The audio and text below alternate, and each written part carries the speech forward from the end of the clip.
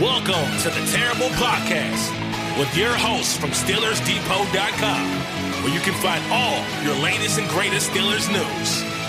It's Dave Bryan and Alex Kozora, always lit, talking Steelers. And now, here's Dave and Alex.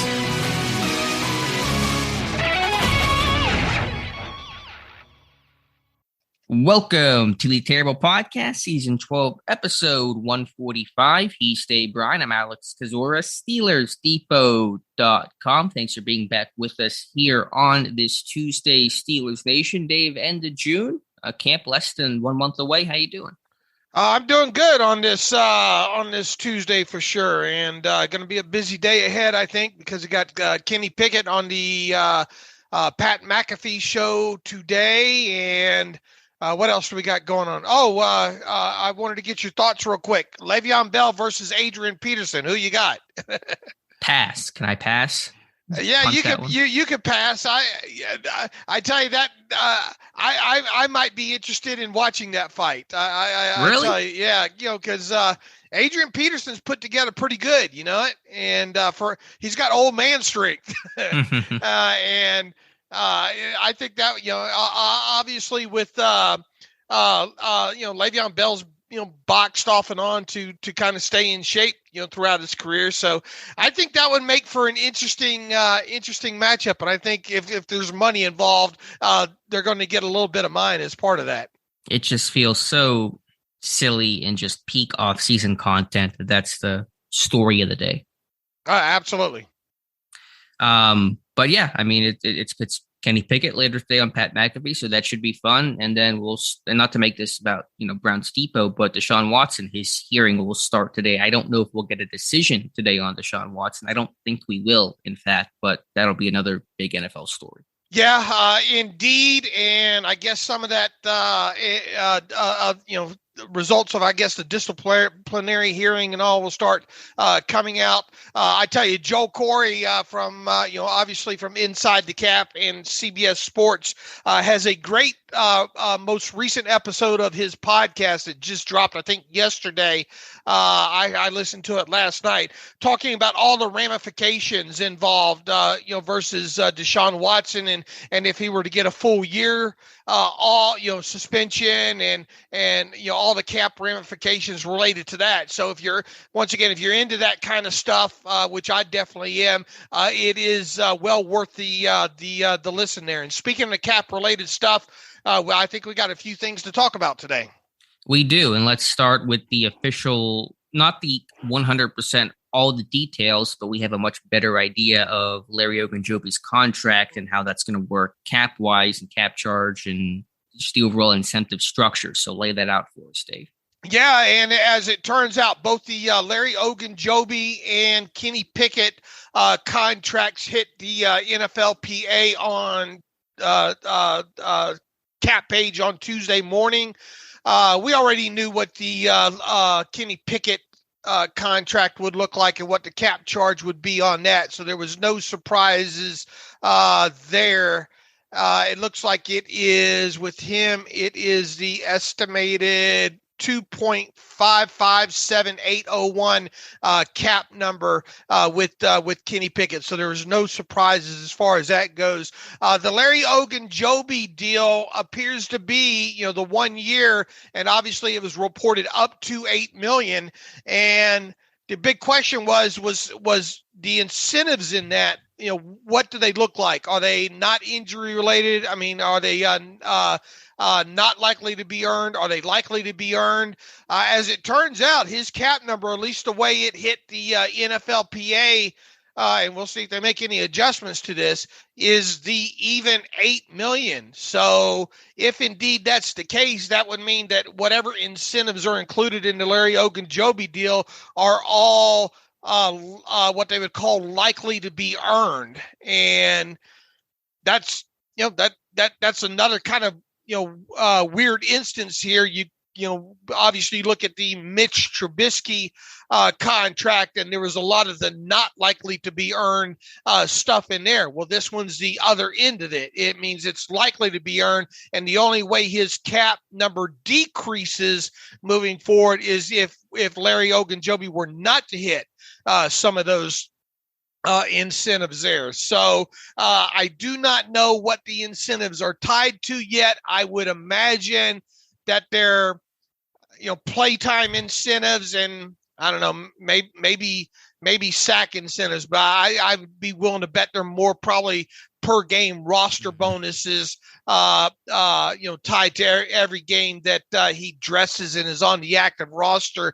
That would make the most sense when it comes to him overall. But do know that at least initially his cap charge hitting is $8 million even. So you can essentially treat it, although the language is up to $8 million for the cap purposes, just treat it as a 1 year, $8 million deal. Is that fair? Yeah, and how rare is that? I mean, that's a huge cap charge for this team overall there. But it appears to be the way that they've have structured to deal with him. And can you think of any non-quarterback who's ever gotten an incentive-based deal like this? I know it's a new regime, but under Kevin Colbert, I know, as you've mentioned, they'll occasionally trade for players who have had those, and they work their best to kind of get those out of the contract. Vance McDonald, a good example of that. But has there ever been a player they've signed that has had any sort of incentive-based language similar to this? Not that I know, or none that had surfaced, at the time of signing in the initial numbers. Normally, they're pretty, especially with these higher number contracts, to note, whether or not likely to be earned or any incentives like that. So, this is kind of a first that we've seen with a non-quarterback in some time when it comes to incentives overall. And then, I don't know if you mentioned it, I apologize. I have a new microphone. Hopefully I sound better, but I also may sound worse. We're kind of winging it, and so just testing things out. But with Pickett's contract, anything new or surprising with the structure of that deal? Yeah, not that we see, at least as far as the way it's hitting the cap goes and all like that, because it was estimated that I'm trying to remember what his signing bonus was supposed to be. Wasn't it something like 17 million or something like that overall? Hold on here a minute. I'll pull up the details on this real quick here. Give you a better idea. Go ahead and vamp for me for a little bit here. Yeah. But yeah, I mean, the new CBA, everything's slotted in, so there aren't as many things obviously to discuss and negotiate and haggle over, and that's why you're not going to get any holdouts. That's why there was no concern about Pickett's deal getting done, although he was the final first-round pick to sign. But getting the details on some of the offset language and signing bonus payout is always nice to know. Yeah, we don't know anything about the offset language there and how any of that might have changed. I might find out more about that in the coming days.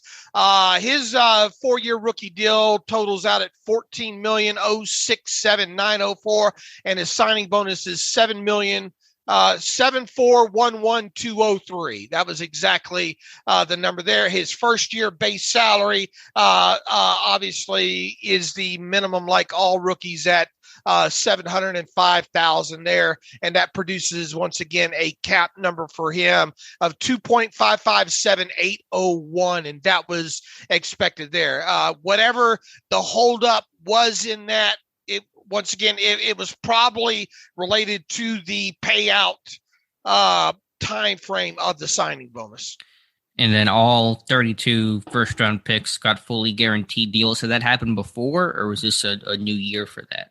Where they're all guaranteed, aren't they, by nature, or no? Yeah, I can't remember how long ago that it was, like just maybe the top 30 were fully guaranteed, but it was expected that all the first round this year was going to be fully guaranteed contracts. And I believe Jeremy Fowler reported that the first 15 picks of the second round also got fully guaranteed deals. Is that? I'm assuming that's a newer trend. I don't know about the trend aspect of that. Okay. I would have to research that. One other thing related to the cap, and we have mentioned this late on the Monday night live stream podcast there. I told everyone that I'm trying to track down. There was an additional $3.5 million charge that I was trying to track down, trying to figure what the heck is this? Is it an injury benefit claim kind of related?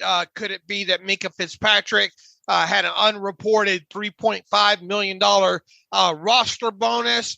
I have finally gotten. I'll be able to sleep these next few days, Alex, because Joel Corey tells me that there was a data entry mistake by the NFLPA as far as Minkah Fitzpatrick goes, and that there are two $3.5 million proration charges in each of his contract years there. So eventually they will back that out overall. So there's my extra $3.5 million that I cannot find for the last couple of days since the Minkah deal actually hit the NFLPA salary cap page there. So there's my $3.5 million.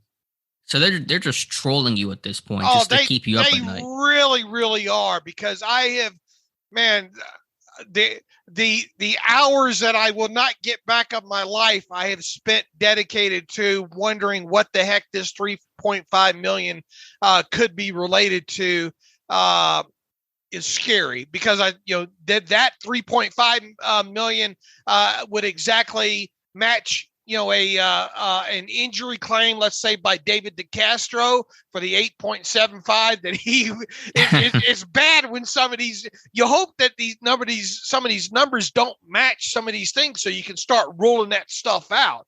But in this case, it was just a shot in the dark thinking, what could it be? Whenever you have an injury claim, and this, by the way, would have happened by reading deeper into the CBA, or should have happened within like 25 days of when DeCastro was originally released. And that's obviously been over a year ago. But sometimes you just don't know for sure, maybe where the time frame aspect, and maybe a legal aspect would have held up some of this crap. But anytime that you have like an injury grievance or anything along those lines, when it hits the cap initially, it's 40% of the amount that the player's claiming. So 40% of the $8.75 million that David DeCastro was set to earn last year is exactly, sadly, $3.5 million. But the deeper I got into that, started talking to a few other people, I was fairly confident that I was going to be able to rule that out. But then I got to, okay, is this maybe a $3.5 million additional roster bonus with the Minkah Fitzpatrick deal in the first year that maybe didn't get reported, that maybe the team was going to plan on restructuring that once the time came, or something along those lines. So lo and behold, it ends up being just a data entry problem on the NFLPA site, according to Joe Corey. And at some point, they'll back that back out of there. So I have to make a note to myself to not freak out when the Steelers get a $3.5 million credit overall here. So if you want to know, now the NFLPA this morning is still showing that $3.5 million that shouldn't be, in there, is in there. And thus people will look at that and see $10.545 million in cap space there. Add $3.5 million to that, and that's where you get the number where the Steelers are at, which would be 14.045, almost 14.046 million under the cap. So that's where they're at as far as that goes now, and that should be real time. And I think we're still waiting to learn what the small injury settlement is with, who was it? Bryce Watts, I think, from several weeks ago. That's not going to be much, whatever that is. But let's go ahead and call it an even $14 million under the cap at this point. When you look at the additional kind of expenditures that you plan for the Steelers to have from here on out, obviously a 52nd and 53rd player on the roster, a full practice squad, and whatever they decide to take into the regular season as cushion, I have that number as being 10 million because last couple of years it's been 9 million. They have actually entered the regular season with around at 9 million as an actual cushion amount.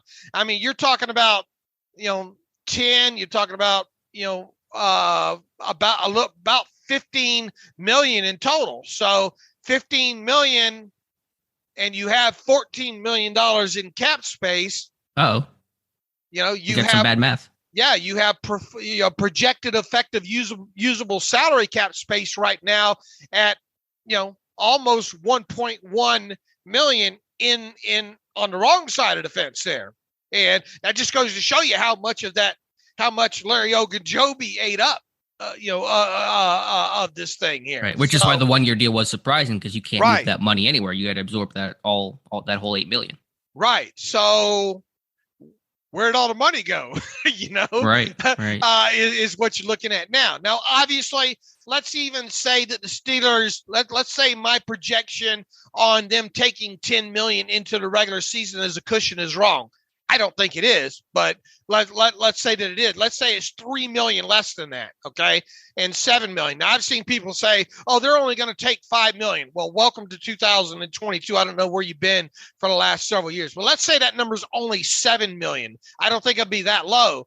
Well, even given another 3 million there, it only puts you $2 million on the right side of the fence there, as far as what we would call effective usable salary cap space at this point. That's not a lot, so if you're thinking about an extension for maybe Deontay Johnson, now obviously a byproduct, let's say that they get something done with Chris Boswell, that could lower his cap number a couple million potentially, depending on how they structure that overall. But you're getting back into the area now where you wonder, is this team going to have to touch the contract of T.J. Watt? For a while there after the Stephon Tuitt release, you're thinking, oh, well, maybe they're not going to have to touch the T.J. Watt contract. Well, you sign one player with a cap hit of $8 million. That obviously cuts into that there. So going to be interesting to see how this plays out. Now, still, look, because of they could go to TJ Watt and get as much as $17.2 million if they need it, in a full restructure. They can obviously do whatever they need to do. They can sign 4 or 5 more players or whatever if they wanted to. If they deem that's what they wanted to do, they could sign Deontay Johnson to an extension and his cap number go up there. But we don't know what's in the plan here as far, because they will need more cap space to go about doing some of those things, especially if they're going to sign Deontay Johnson to a contract extension there. But deep in my gut, still, I kind of wonder if push comes to shove, if they're not wanting to touch that Watt contract, and if indeed that's the case, and you're kind of trying to project what this means for a Deontay Johnson contract, it puts you back on the side of the fence of, I don't know if they're going to get that done with him. So the overall takeaway from the Steelers' current cap situation is they're going to need to do something to have enough money and space to do all they need to do throughout this year. Well, I mean, even if let's say that my $10 million cushion number is correct, all right? They, because of what would potentially happen with the Boswell contract, because of how the roster might overall flush out. Look, what's going to happen with Mason Rudolph, right? Are you going to save some money there? Is there someone else up, with a little bit higher salary that might not make the roster there? Theoretically, assuming they don't do anything with Deontay Johnson at this point, they could probably get by without restructuring Watt's contract. Okay. But if they wanted to do a deal with Deontay, they would almost certainly need to make additional moves to create cap spaces. I would think so. I would think that you would see some sort of a Watt restructure. So obviously not the full thing. You wouldn't have to go to them and free up the full 17.2, but maybe a portion of that. So is it possible that we could see a Deontay Johnson extension coming days before it happens if Watt's contract gets touched, and you're wondering why are they doing that on August 20th? Is that possible? It's potentially, yeah. Obviously, we're going to be looking for the Boswell deal because we think that's going to happen. Now, at worst, I would think that his cap number stays the same, but in reality, I think you could see it drop by, I don't know, 1.52 million, something like that. Now, I did think that we would see that the Mika cap charge would wind up, dropping a little bit more than it actually did. But, the way they structured that, it still makes sense. It dropped. It just didn't drop by another, maybe 1.5 million or so, the way I kind of had frameworked the way the deal might look like there. So how much did it drop by? How much was the reality? Well, what was it? 10.6 something was his original cap number, and it is now 8.124. Okay, so it dropped 2.5. 10.6 to 8.1. I'm gonna have to pull back up some of these numbers here. I think the math is right there. So I mean that dropped a fair amount. Let's see here. Where is it here? 2.487675, I think. And what were you projecting it to drop by on what you had laid out? I think I had it around 3.5 or so. Okay, so still a bit. I get what you're saying now. Right. So there, I just thought it was going to drop a little bit more than it actually dropped there overall. Can I ask you, why does a team take 9 or 10 million? How much do they use of that? I know there's protection and security and the uncertainty of the season, but doesn't that feel a little excessive to take 9 or 10 million into a season? To a degree, yeah, but you never know what might happen. And if you have a rule that you don't want to touch a player's contracts once, and maybe that's a rule that maybe that's something that Omar throws out the window this year. Maybe he says, look, I don't want to touch the TJ Watt contract unless I absolutely have to. We'll get into this season. If push comes to shove, then we'll go get whatever we need to make moves with. Is that plausible? Yeah, absolutely. Some teams go in obviously with a lot lower cap space into the season and then make moves as needed throughout the year with, say, a restructure or something like that. Right. How much cap space did Pittsburgh eat up throughout the course of last regular season? Is it easy to pull up those numbers? They came into the year with about 9 million. Not exact, but I mean, they rolled over 7.758. So they used about. So they used about, I don't know, it was like almost 2, right around in there, I think. And that's kind of my point. If I understand you never know what you don't know, but if you're carrying 9-10 on an average season, you're using 2 to 3. That just seems a little off to me. Right, but what if you wanted to trade for a player or something? True. Or sign a player that says, look, the only way I come there, I'm coming there on a 1-year deal. I'm not signing a 2-year deal with you guys. I gotta have at least 5 million here. I guess it's just what's more likely, the odds of that scenario playing out, or just the reality you're dealing with now in terms of trying to get current deals done and things that are staring you in the face. Yeah, I mean, who knows, and who knows what the philosophy of Omar Khan might be moving forward. Maybe he says that we only need $5 million in cap space.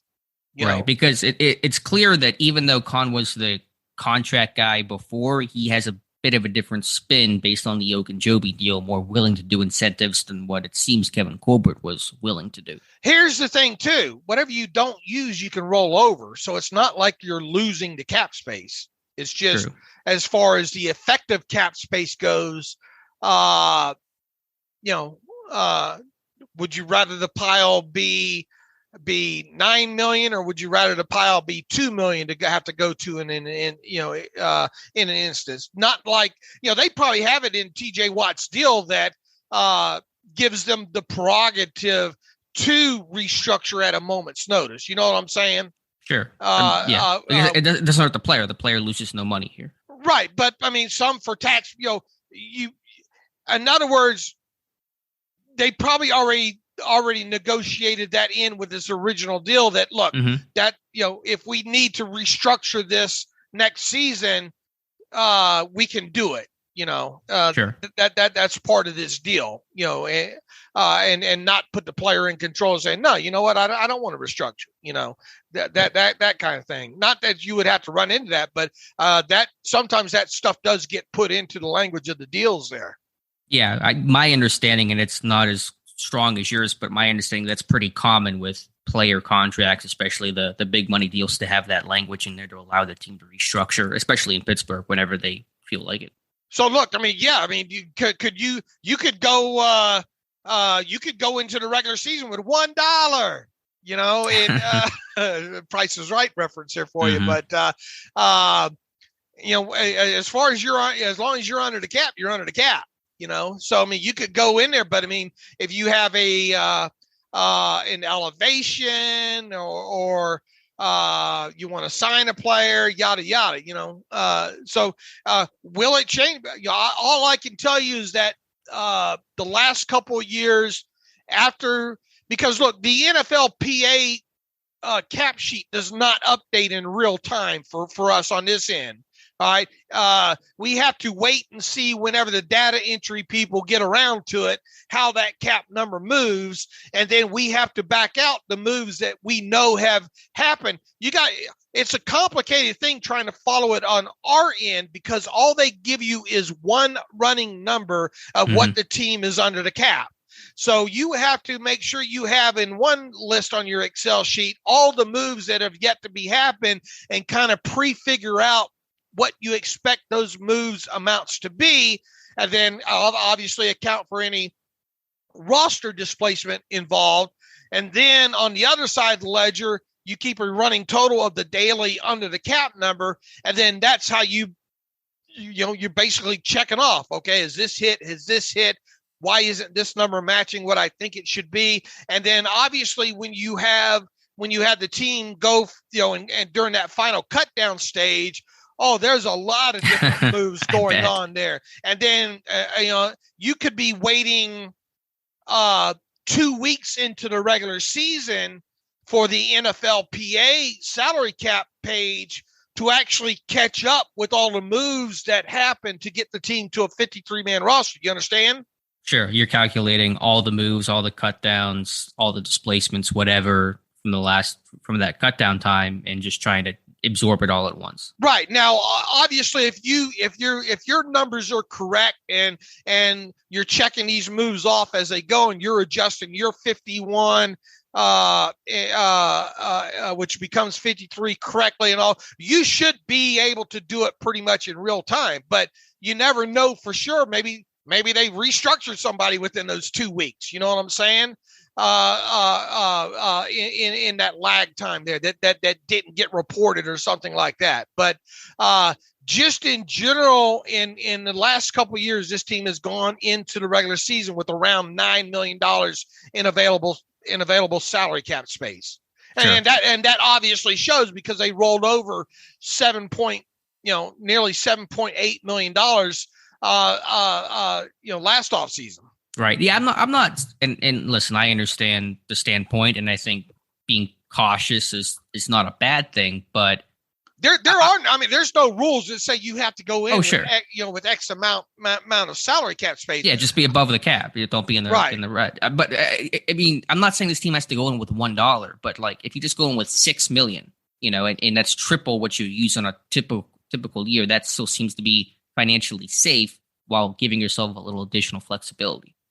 Right. And then obviously if you got in the season and you needed money, you have a guy like, you could go to Watt and free up whatever you need.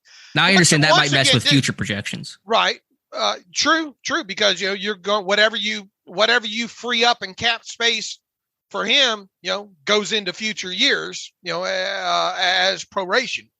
Right, because there's a 1 year plan, a 3 year plan, kind of a 5 year plan that you lay out cap wise. So I understand not wanting to do that, but I still think if you go in with $6 million and you typically use 2, and even if you double that on a crazy year and you're at 4, you're still safe to me. So it just feels a little excessive to to carry that much space into a season, well knowing you're only going to use 20% of that. All right, here's what we know.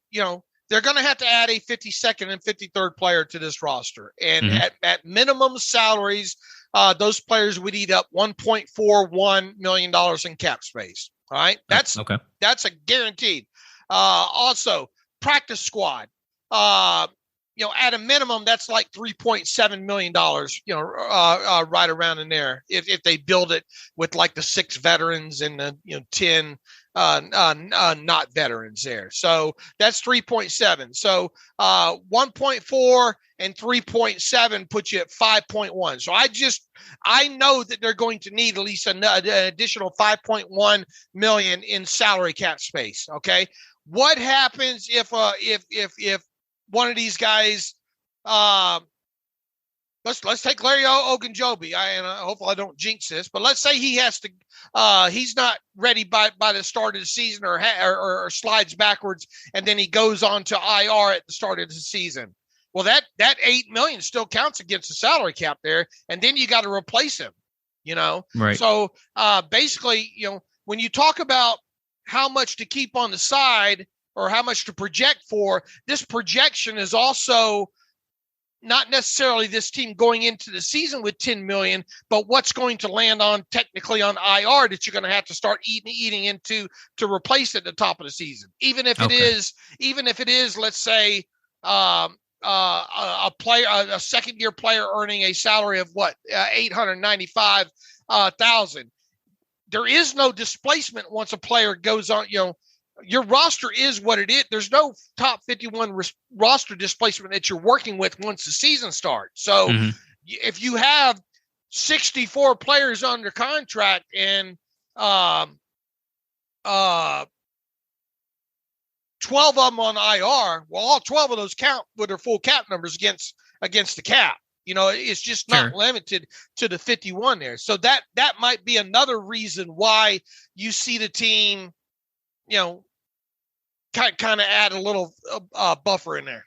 But even last year, they still only used, $2 million over the course of a season. So just even factoring all that in, what was eaten up, it seems to be a very small fraction of what they carry into a season. Is my point. Right. But it's not like it's lost money either. No, because you can roll it over. So point taken there. So my last question, I know we've gone down an extreme cap rabbit hole, but yeah, we didn't expect to spend this long, but I love talking about it. So all right, I'll indulge here for a show.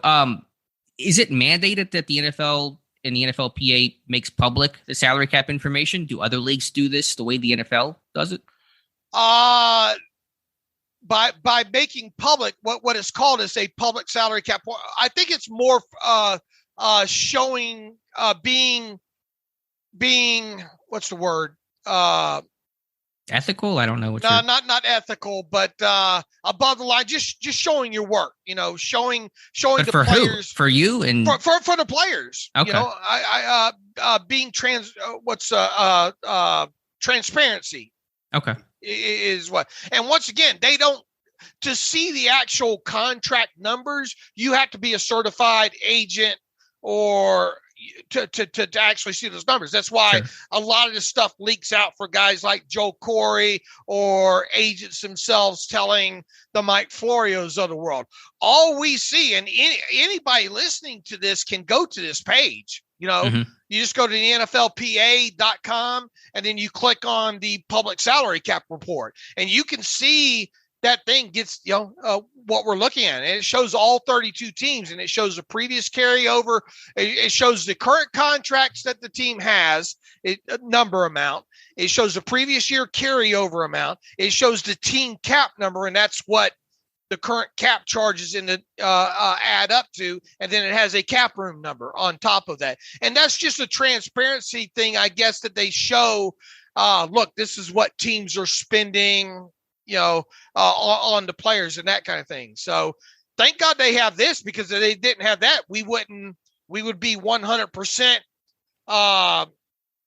dependent on what the agents leak and that kind of stuff there, because, guys like me, we don't have access to the back end of that, to actually see the layout of the contracts and all. Sure, but as it comes to find out, sometimes they're wrong and they just make errors and they keep you up all night for absolutely. 3 days. Now, I guess we have to, and here's the thing: is just a few days ago, even not only that, they must have a new data entry person in there because they actually they had the update from, I think it was on Saturday that it happened. It showed the Steelers losing 4 players under contract and them gaining back 4.303 4.303 million in cap space. And I'm thinking, what in God's name? Well, then on Monday, whoever the data entry person is went in there and said, oops, what it was is they went on the wrong team and started, I guess, entering stuff there and then had to go and correct it. So on Monday, it reversed exactly the same amount. Then the Steelers roster went back from 85 players under contract to 89 under contract. So this is very human. They're messing this up because they're letting humans play a part in it here. And you want to talk about being driven crazy. Well, okay, I'm already looking for this 3.5 million. And now they got 4.3 million and some change credit.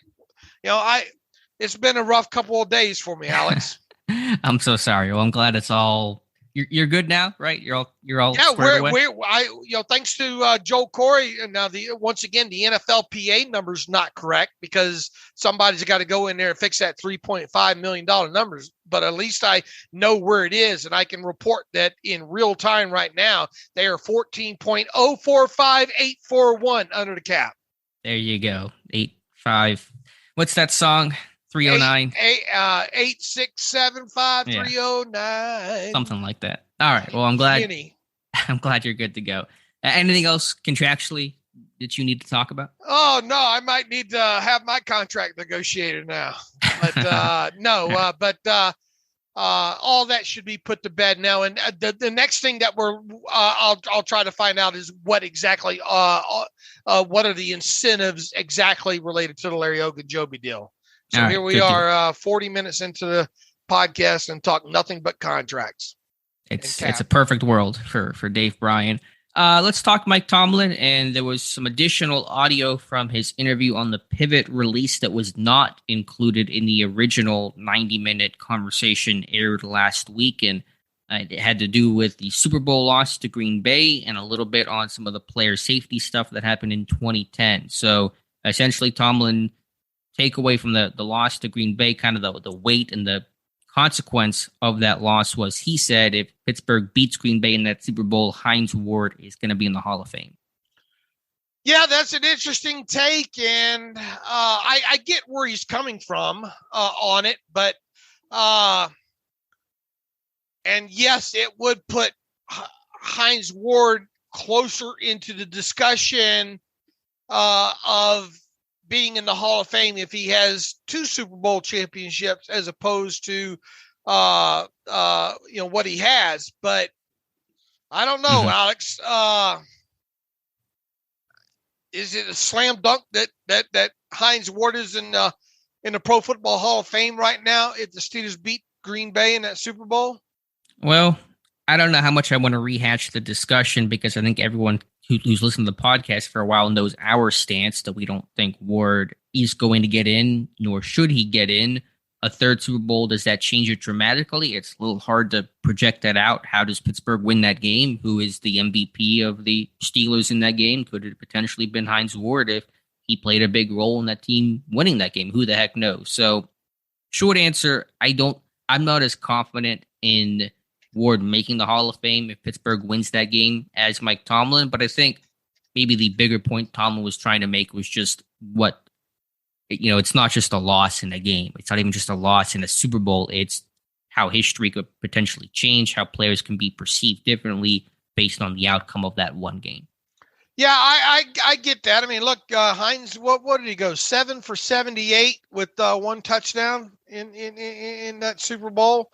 Mike Wallace had 9 for 89 and 1 touchdown. So it would have been hard to, at least based on the stats that you have there, to think that Hines Ward would have been the MVP of that game. Right now, if he's MVP of that game, then I think he might make it. Because if you're a 2-time Super Bowl MVP, 3-time champ, that's a really good resume. Okay. Does it?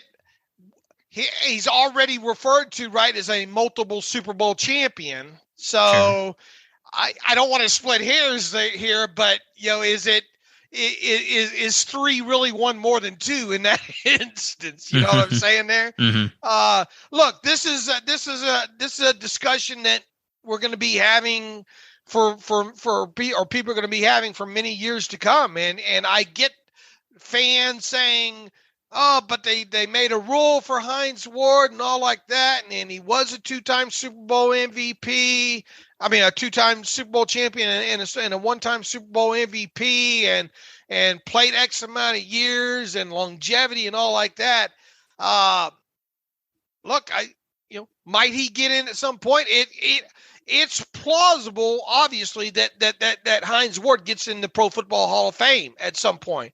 But from where I sit right now, as I've said, I don't think it happens. But if it does happen, it might be another 15 years from now, kind of thing. Because there is this log jam. And look, as great as Hines Ward was, it's hard to go back in any one given season and say, you know what? The best receiver in the league that year was Hines Ward. Sure. And my stance has been, if Hines Ward ever gets in the Hall of Fame, it will be via the Veterans Committee. It won't be through the more traditional yearly process. Just he's come close, but he's never really he's only been a finalist, I think, once, maybe, if that. And so I just don't see him getting over that hump. I think it'll have to be the Veterans Committee, where, as you said, 15 years from now, a bunch of old timers are sitting around a table and reminiscing on the glory days of Hines Ward back when football was football. And that's going to be the best path for Ward to make it. Who else would have benefited from being in potentially in the Hall of Fame right now had the Steelers won that Super Bowl? For Pittsburgh? Yeah. Marquise Pouncey, maybe. I'm trying to think of some names. Well, I mean, he hasn't been out of game long enough, so. Oh, sure. Well, I'm just trying to think about projecting it out. I mean, I'm not sure what other names you could even mention. James Harrison, I guess. What about Heath Miller? I don't think a Super Bowl for Heath. I don't think he was he wasn't that productive in that game. So I think he's a great player and is a Pittsburgh Steelers Hall of Famer, Hall of Honor type of player, but I don't think his path to camp is going to change regardless of the outcome of that game. I mean, basically, when Tomlin's saying what he's saying, and he didn't mention Hines Ward by name, basically, I think he's kind of relating that just to Hines Ward, wouldn't you say? I think yes, but also just to the broader point about the weight and the consequence of Super Bowls and what a loss and a win can do to change the history of a player or legacy of an individual or a team or whatever the case. Look, I hope I'm wrong on this, and I hope whatever years I have left or months on this earth that don't say months that eventually Hines Ward will get in, but that I think just the reality of this thing is that, to me, Hines Ward, I'm not so sure that one more championship kicks in that door all the way. I think there would still be a level of discussion of whether or not. Yeah, I'm with you on that one. So. It would obviously get him closer, Sure. But we're talking about a hypothetical there that obviously nothing's going to change at this point. Right, and that's all that ultimately matters. And like I said, I really can't see any way Hines Ward makes it in the Hall of Fame through the traditional path. I think if he does, it'll be a decade plus from now via the Veterans Committee. That's the way I see it happening. Maybe there'll be a lull at some point, maybe in that kind of that wide receiver log jam, if you will. But it feels like a few more guys have got to get in, and then obviously you got the newer guys, the next generation, coming in behind it, and if you keep some of these old sports writers in there, that I don't think that bodes well for Hines Ward. No, I don't think so either. And that's been a big point of contention that I've had. So that was Tomlin's commentary on the loss. And on Hines Ward also talked about the player safety initiative. Remember I think I said 2010. I think it was 2011 with the James Harrison hit and fines. And you guys know the story there. I don't know what Tomlin's main point was there, but just talking about how Pittsburgh's defense had to try to change the way they played the game midseason. They were constructed a certain way to, what was the phrase that he said something what drop three and if they throw underneath, hit. I forget exactly how he kind of phrased that there, but he said in other words, what did he say? Spot zone, something like that, and then make them pay underneath there. But and look, that was what was the motto of Dick LeBeau from all those years: stop the run, don't get beat deep, and tackle the catch. Sure. Well, the comment that I was looking for was Tomlin saying, "quote We laid people down, and that's how we got down." He went on to say, "People didn't throw for verticals. Think about the plays that we didn't have to make because people knew how we got down." Essentially meaning no one threw middle of the field, because if you did, your head was going to get taken off by Ryan Clark or Troy or James Harrison was going to crack you over the middle if a quarterback tried to take off. And so that's, I think, the point that Tomlin was making. Yeah, I get all that. I know Tomlin's not one to seek comfort in any of that, as he likes to say there. But man, it sure did take a long time for this for the Steelers defense to evolve and get away from playing cover three so much, right? There was a lot of zone for a lot of times. James Harrison was running with people that he had no business running with, dropping into coverage sometimes for weight. It seems like if did he recognize that at the time, or did it take him a couple of years to realize that? Because it seemed to take a while for the Steelers, defensive philosophy to kind of follow suit there. Yeah, I mean, I think it did to that degree where they were a zone-heavy team as the league was evolving into more man coverage. But I just think the overall idea of Pittsburgh was built just to take your head off, to be this ultra-physical group. That's how they won in the late 2000s. It's how they were trying to win at that time. And the NFL came in on the fly and said, no, you can't play that style of football, this ultra-physical, take your head off kind of brand. And so Pittsburgh had to, it's telling James Harrison to play a completely different style than what he had played for the last 7-8 years. And trying to do that is difficult to do. It really takes adding just new players who haven't played that style before and who just kind of know how it goes, not have to try to change their approach. Right. I mean, there for real, there was an intimidation aspect of Pittsburgh Steelers football with that defense for a while. Certainly. So interesting commentary there. Do they have that, when you think of the Steelers defense right now, coming out of 2021 and into 2022 collectively, you obviously don't think that, right? Not coming off the season they're coming off of, when they've had a 32nd ranked run defense, when they're by far the worst in football and the worst they've ever had, but they're not far removed from that 2019 season, which maybe didn't have quite that level of physicality. And again, that's reflected in some of the rule changes and player safety initiatives. But that 2019 defense, even 2020, was pretty darn dominant. And that's about as good as it's going to get in the modern today NFL. And they really have to get back to about that 2019 squad this year. They're going to have a chance to compete for anything. Sure. This defense can't just be good. Can't just be above average. They have to be a really great and strong and close to intimidating type of unit. All right. Anything else come out of the kind of the extra 9-minute bonus segment or whatnot of the Ryan Clark podcast? No, I think that was the main takeaways there from that additional content. Vince Williams was on the Arthur Moats Experience with Deke podcast yesterday, talking about several topics, including his decision to retire. Just about a year ago, he suddenly retired right before training camp started, and talked about the reasons for that. There were a couple components to it. A bit health-related, revealed he had torn his quad in the regular season finale against the Browns and then played through it in the wild card loss to them the following week. And so from a health standpoint, he wasn't fully there. He felt older in general. And then the fact that he was released, re-signed to a veteran benefit contract, was playing for essentially the minimum, and just didn't feel like it was worth it to put his body through all that for a lot less money. I definitely. And Vince has got some stories, doesn't he? He does. He's a great listen. It was a really good conversation to hear him talk about that stuff. But yeah, it was just, it was very revealing to hear him talk about his life after football and the quote deep depression he fell into, trying to adjust in the post-playing days, and something he says he's still working on, trying to find kind of his path. He's gotten into coaching. He's working at Pine Richland, a local high school now, but was pretty open and honest, and I appreciate that about some of the struggles he's had in his life's work, as Chuck Noll would call it.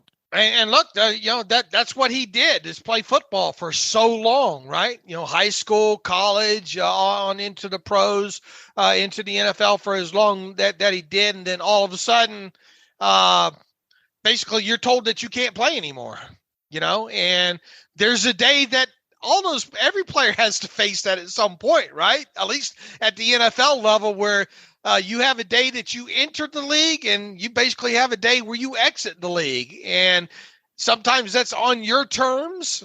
Sometimes it's on other people's terms. And, unfortunately, in let's say Ryan Shazier's case, it's on God's terms, you just don't know. So I would imagine for some players there, look, a guy like Alejandro Villanueva, it looked like he could just turn that switch right off, okay, that's it, but his path was so much different, obviously, being away from football and coming back to the game. Sure. Even David DeCastro, to some degree, I don't think David, at least, and I don't know for sure, obviously, it feels like David DeCastro was just able to just, okay, let's turn.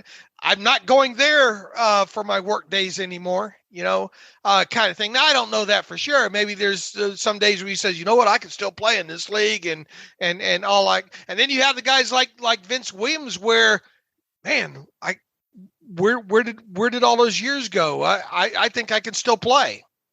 I think that's the key point. With the Castro, he might be able to tell himself, my body just simply can't do it anymore, and I don't want to put my body through another difficult year. Villanueva didn't have that path that most players have, being away from football for so long, didn't need it the way that other guys have. With Vince, he felt like, because he told Moats, he said, even when I retired, I felt like I was the best linebacker on that team, the best middle linebacker on that team. And so I think it hurt him that much more to have that thought and not be able to play or choose to walk away, just given all the circumstances there. And so, yeah, it's not even about like high school. You've been playing football since you were 5, since you were in Pee Wee. And that's all that you did your entire life. Now, all of a sudden that comes to a screeching halt. And I have to imagine that is such a difficult transition that most players have to deal with.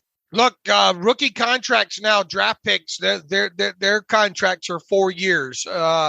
Obviously, first round picks have the fifth year option attached to it. Undrafted guys, those contracts are 3 years in length. So let's use that as a basis. How many players that come into this league even play a full 3 years, whether they're drafted, undrafted, however means that they get there, as Mike Tomlin likes to say.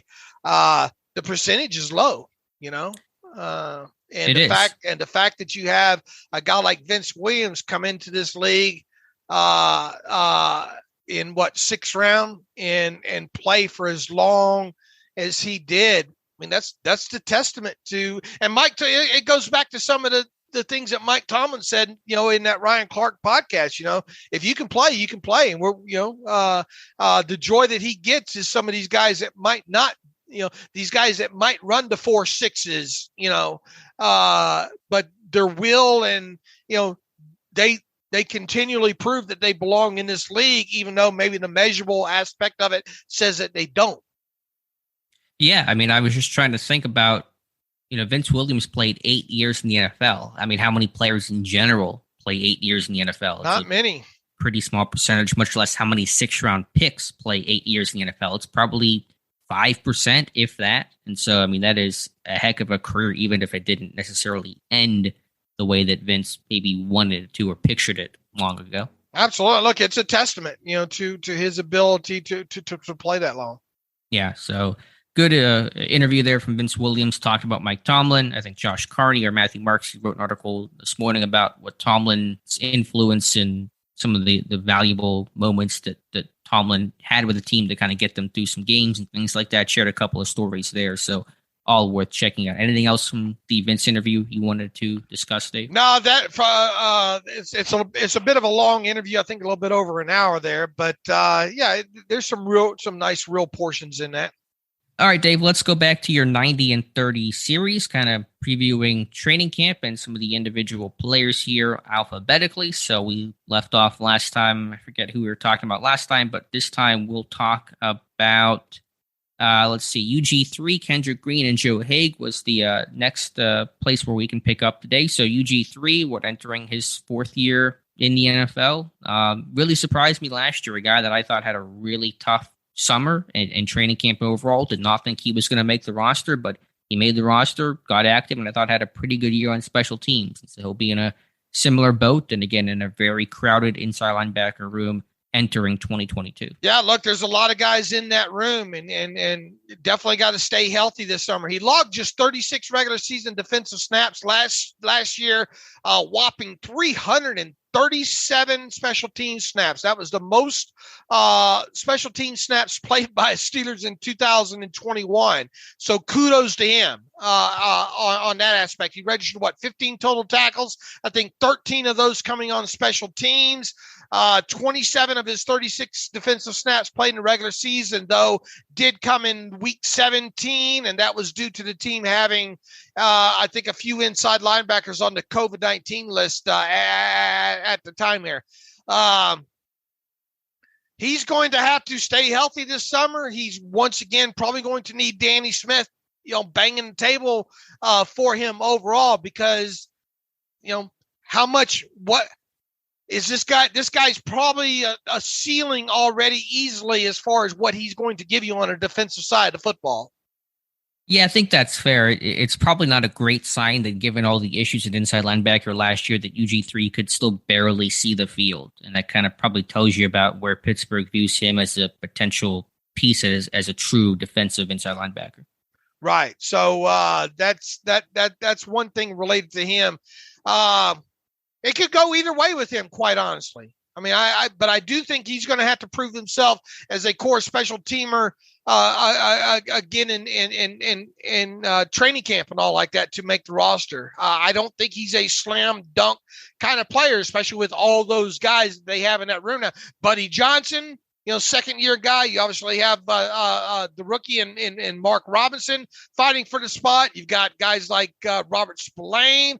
Marcus Allen, it's going to be tough to get off that roster this year. So a lot of guys in that inside linebacker room, and you would think they're only going to keep 5 at the most, right? Mm-hmm. Yeah, so I know we kind of walked this out a couple episodes ago, but just to do it again briefly, you have your two starters, Devin Bush, Miles Jack. You can talk about the need for Bush to play well, and if this is his final season, but he's going to be on the team. He's very likely to start. So there's 2. Robert Spillane, I think, very much not a lock, but pretty close to it as your 3. I think Marcus Allen will make it as a number 4, the up back, strong special teams player overall. And so you have 3 guys with Buddy Johnson, UG3, Mark Robinson fighting for at most 1 spot. Okay. And that's kind of the long and short on him. He's got to stay healthy for sure. Yeah, and he has done that in recent years, and he did last year, but he's had some of those issues, and so that's certainly hindered him. Kendrick Green, talked about Kendrick Green quite a bit this offseason. Dave, such a big year, too, after a really difficult rookie year. Seems like he's going to get more work at guard, and I think the best thing for him, although there may be some sort of on-paper competition between him and Kevin Dotson at left guard, I think Green is most likely and best suited to try to become a really versatile swing guy to play both guard spots and, of course, playing center as well. Being the new B.J. Finney, to me, is maybe a best-case scenario with Kendrick Green. It feels like we know what his ceiling is, don't we?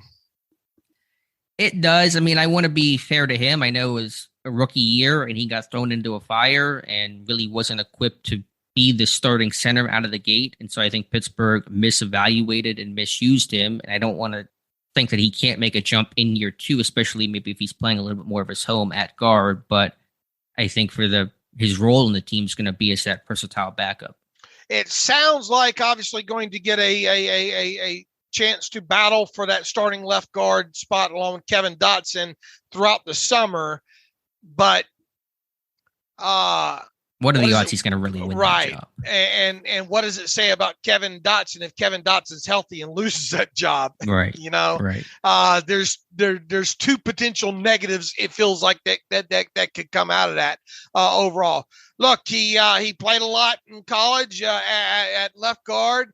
It feels like he should be a lock to make the roster this year. But with that said, what level of shock would you be if for some reason he doesn't?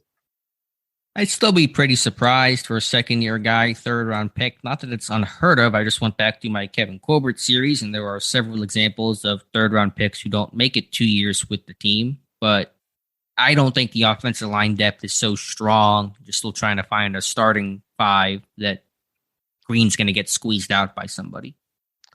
Right, and I would agree. And here's the thing: are you hoping that he's the backup center, or does this even open up the door even more for J.C. Hassenauer to be that guy? Yeah, it's a fair question. We're fixing to talking about Hassenauer as well too as part of this today's show. So he's kind of a forgotten guy, but he played all right at center last year. I don't think he's much of a guard talking about Hassenauer, but I don't think Green is much of a center. So how do you divvy that up? Could both guys make it? You keep 9. I haven't run through exactly. I mean, do you want to try to run through who the 9 offensive linemen could be? Well, you know who your starting 5 are, at least let's assume Dotson's part of that, right? Mm-hmm. So sure. You obviously have Cole, you have Daniels, you have Dotson, you would have Dan Moore Jr. and Chukwuma Okorafor. That's 5. A guy that we're fixing to talk about next, Joe Haig, it sure seems very likely that he's going to be part of this group. Kendrick Green, right? It kind of feels like they're not going to give up on him just yet. That's 7. What do you need? Another interior and one more tackle type? Yeah, I would say Hassenauer being an ace as a center. And then you don't have to keep 9, but there's 8. If you do want to keep 9, then I would look towards maybe a John LeGlue, who has a lot of versatility and got quite a bit of experience last year. Then you could also argue the Trent Scotts, the Chaz Greens, and anybody else undrafted futures contract who may emerge. Number 8 and 9 is very up for open discussion. Right, but the fact that it's hard to even put those names in tells me Green's going to make this team, because who's he going to lose out to unless Green is just a disaster and just feel like he doesn't deserve that spot. So, yeah. It would take him being an absolute disaster this summer for him not to make the roster, it feels like. But the fact we're having that discussion 1 year in is obviously not anyone's plan. But I think, again, Pittsburgh really just did a poor job trying to think that he was a day one ready center, and that's going to hurt his development, I think, quite a bit. So while Green's struggles are his struggles and some of the issues he's had at center, he's going to have at guard. But I think Pittsburgh I will never get over the fact that Mike Tomlin last year talked about how they wanted a day one ready center, and they took an underclassman who had barely played center before and expected him to be day one ready. How those things all connect, I'll never understand. At 6'1" at that. Yeah, it's not even the size. Like, I don't think you have to be a huge guy to be a center for the Steelers, but just a guy that hadn't done it before, an underclassman, he wasn't ready to play day one. 5th round prospect drafted in the 3rd round. Yep, I think so, and misevaluated at that. So just a lot of issues there. So the last guy on that this particular series, and then we'll get to the next 3 as well, Joe Haig, the man you just mentioned. Not a lot of love for Joe Haig from Steelers Nation, but he's a guy that has a pretty unique skill set in terms of being a veteran with experience playing essentially anything but center. And so he'll be primarily the swing tackle, but he played some guard for Pittsburgh last year. And while his play is pretty limited, just the fact that he can do some of those things is pretty hard to find. Okay, I agree. The versatility there, but jack of all trades, master of none, if you ask me. Could you get into a situation, depending on how cuts or whatever around the league, that you easily upgrade from a talent standpoint, an overall talent standpoint? I mean, sure, you could. You never know who might come available, but I think this team, there's a trust factor in Haig, too, and you take some guy off the street you might not know as well, hasn't done it in Pittsburgh. I think they're going to roll with Haig because there is a trust factor with him. I agree. I think right now you consider him a lock, but within that, I don't think that you're needing somebody to bring you a box of tissues should this team be able to go in a different direction.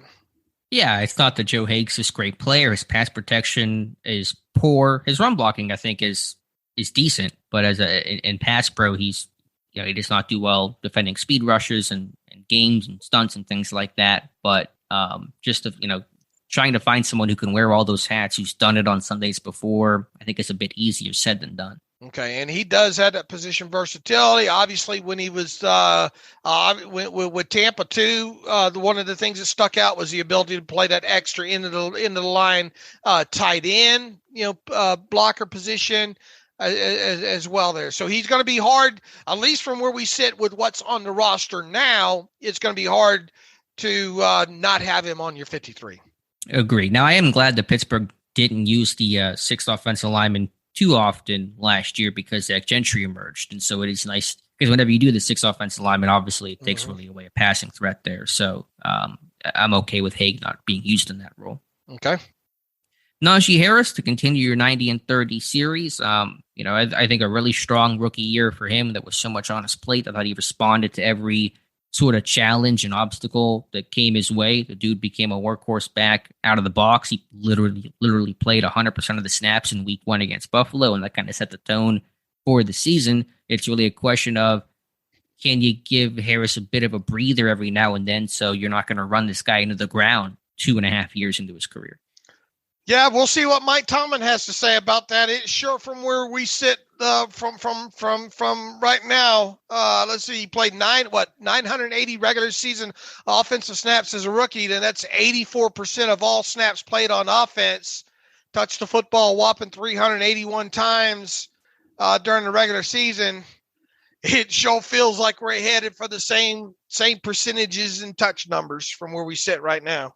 Yeah, because they've done little to nothing to upgrade that running back room or add some other guys. Now, there are some of the interesting undrafted free agents in Mateo Durant and Jalen Warren, but are those guys going to really take away time? Unlikely, unless they really surprise.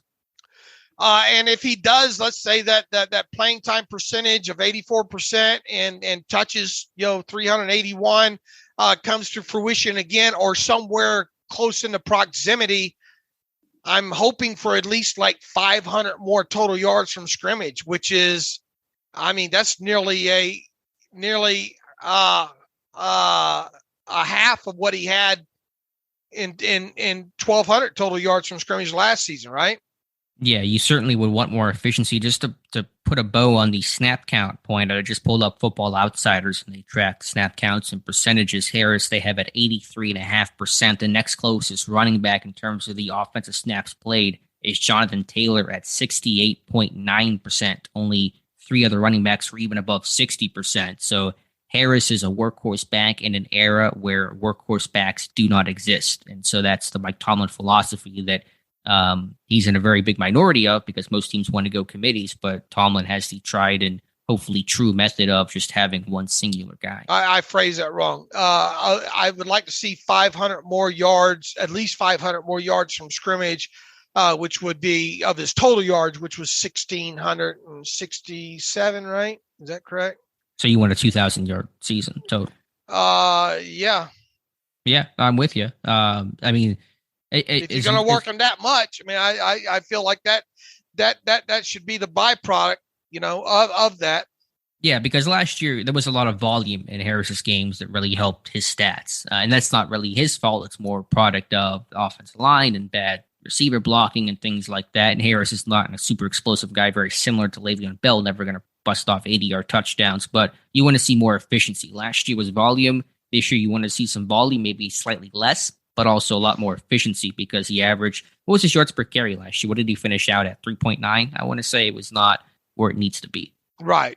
Not earth shattering, right? Yeah, and now I know the run success rate that you talk about, it was better last year compared to the year before, but how much better can it still get? Do you think? Man, you did for this team to have success on offense, to do the things that they probably want to do or need to do to get into the postseason at all. I mean, I think that success rate number for him is going to have to be around 56, 57%.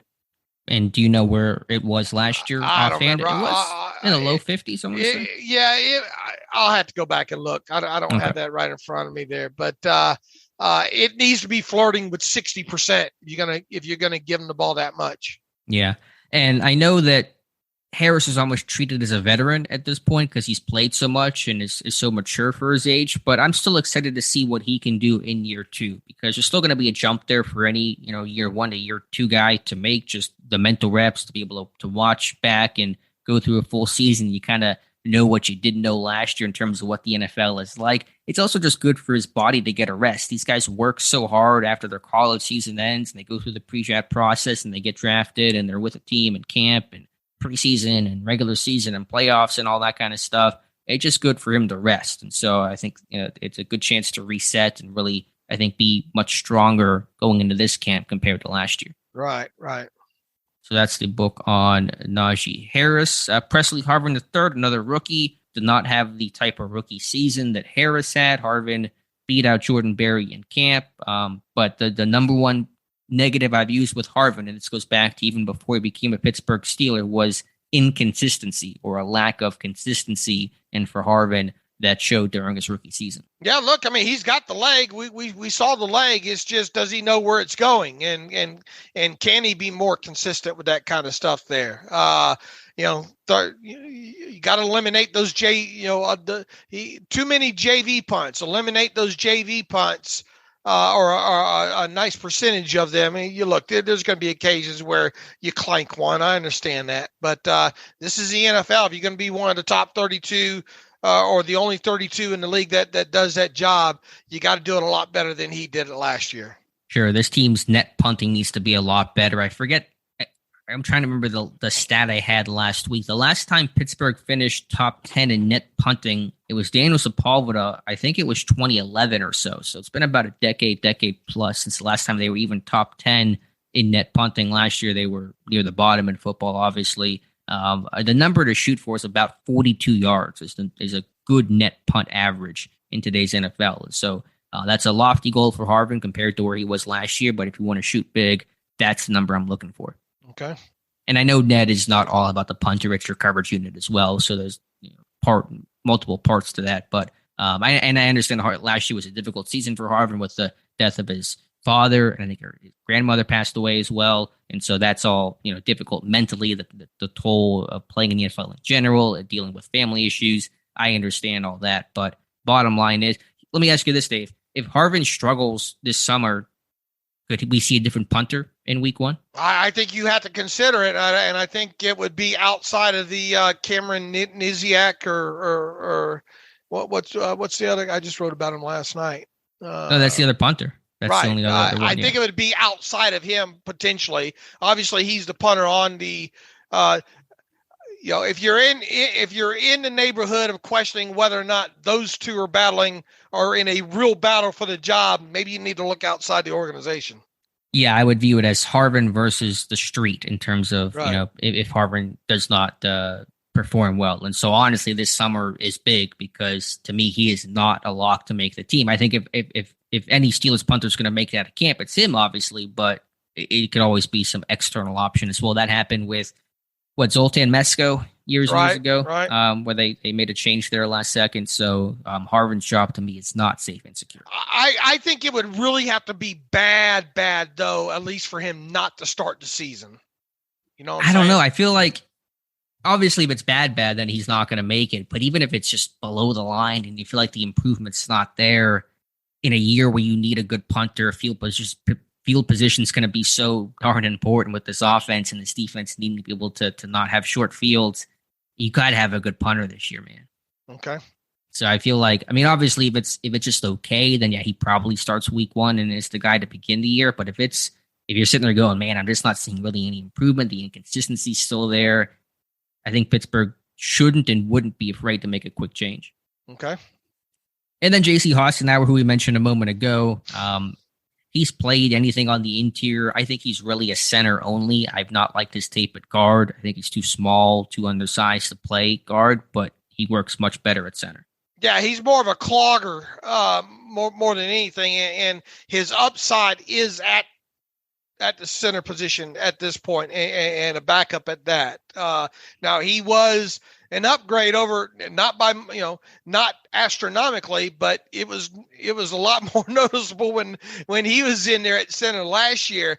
I thought, as opposed to Kendrick Green.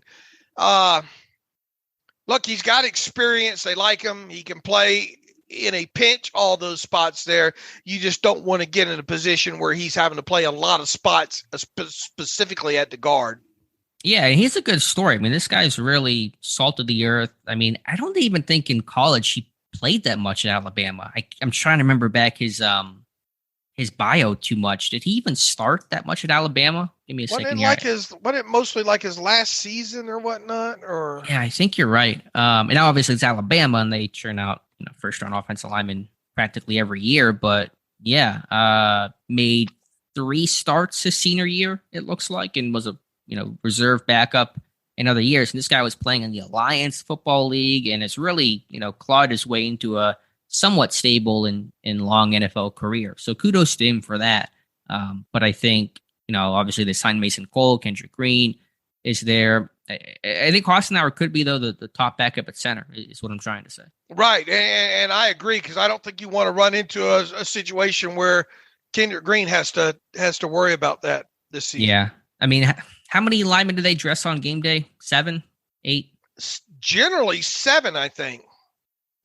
Oh, that's interesting then. So if you walk this thing out and you have your 5 starters, who are your 2? Haig's going to be active, obviously, to be a swing tackle. Then who's that 7th guy? Is it going to be Hassenauer? Yeah, it's a good question. Or is it going to be Green? I mean, it's kind of a question of center versus guard. Mm-hmm. So that's interesting. Maybe you do 8 and you address both Kendrick Green and J.C. Hassenauer. But I think Hassenauer should make this team because I think he's the best backup center on the Steelers. Okay. All right, so that's going to wrap up this edition of the 90 and 30. We'll tackle more next episode. Any final thoughts on the guys we talked about, Dave? No, not really. I think that the notable ones there are Green, Haig, obviously Najee Harris, and then J.C. Hassenauer more than anything. Harvin's being a specialist, and Ulysses Gilbert really more of a specialist too when you think about his role in special teams there. But Of those 6, there's a good bet that all 6 of those are on the 53. Ulysses Gilbert would probably be the most questionable of the 6, I think. I would agree. Let me ask you this. Of Haig, Gilbert, Green, Harris, Harvin, and Hassenauer, which player is under the most pressure in 2022? Most pressure. Yeah, you can define that however you want to define that. Yeah, I think it's got to be, it'd be between Green and Harvin, I think. I think so. You could argue in a different definition of Harris just because he is the guy, like even more so than he was last year. And again, part of this is dependent on the offensive line improving, but Harris needs to be the man and put up big numbers if this offense wants any chance to succeed.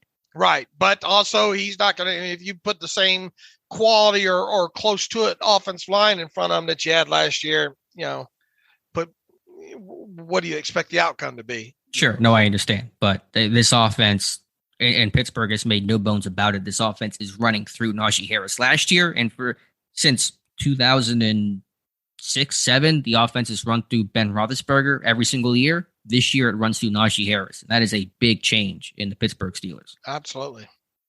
All right, Dave, I think that's kind of wrapping things up here. I know that we'll get some word on maybe Deshaun Watson's disciplinary hearing today. Baker Mayfield apparently telling one reporter, and I lost the name here, so I apologize, that he's moved on, and you'll have to ask if the Browns have moved on as well. So fun times in Cleveland.